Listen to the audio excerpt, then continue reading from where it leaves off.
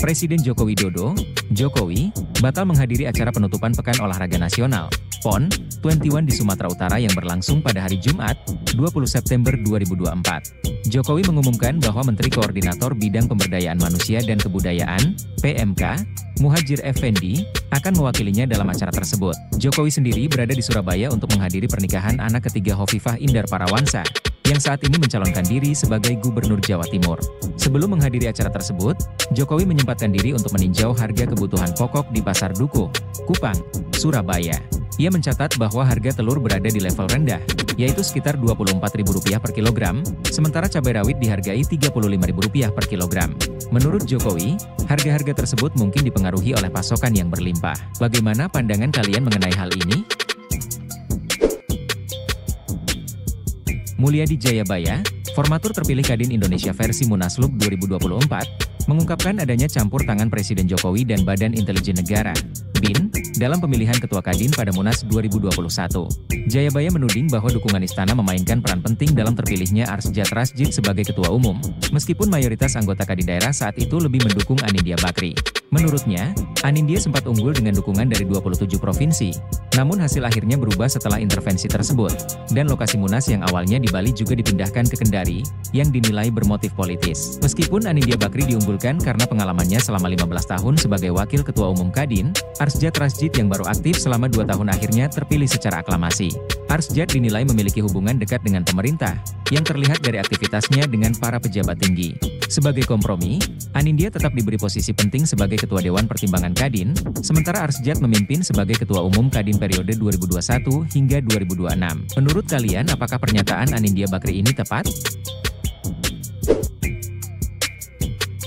Warga Surabaya menyambut hangat kunjungan Presiden Joko Widodo, Jokowi, di Pasar Dukuh Kupang, Kecamatan Dukuh Pakis, Jawa Timur, pada Jumat 20 September.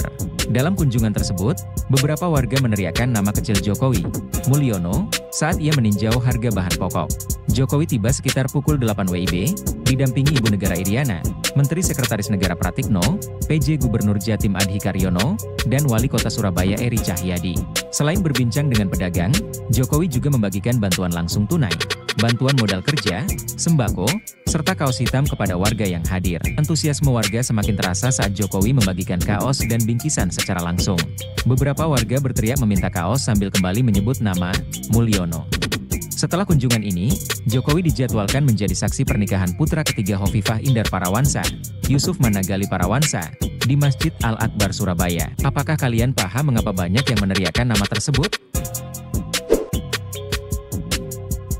Data nomor pokok wajib pajak, NPWP, milik beberapa tokoh penting Indonesia, termasuk Presiden Jokowi, Gibran Rakabuming Raka, Kaisang Pangarep, Sri Mulyani, dan Airlangga Hartarto, diduga bocor dan dijual di forum dark web. Bocornya 6 juta data ini diungkap oleh Teguh Aprianto, pendiri Ethical Hacker Indonesia, yang menunjukkan bahwa data tersebut, termasuk NPWP, NIK, alamat, nomor telepon, email, dijual dengan harga Rp150 juta oleh akun Jorka pada 18 September 2024. Presiden Jokowi segera bereaksi dengan memerintahkan Kominfo, Kemenkeu, dan BSSN untuk melakukan mitigasi atas kejadian ini. Ia juga menyatakan bahwa insiden serupa tidak hanya terjadi di Indonesia, namun juga di negara-negara lain akibat keteledoran pengelolaan data. Menteri Keuangan Sri Mulyani turut menginstruksikan Ditjen Pajak dan Kementerian Keuangan untuk mengevaluasi dan mendalami dugaan pencurian data.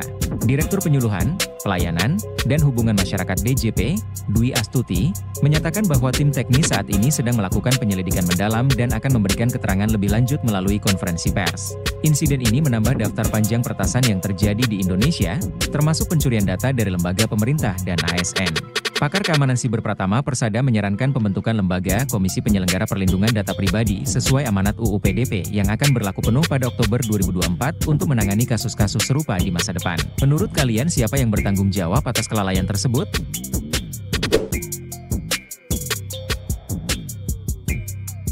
Terima kasih telah menonton video ini. Jangan lupa memberi komentar di bawah. Komentar terbaik akan ditampilkan di video selanjutnya.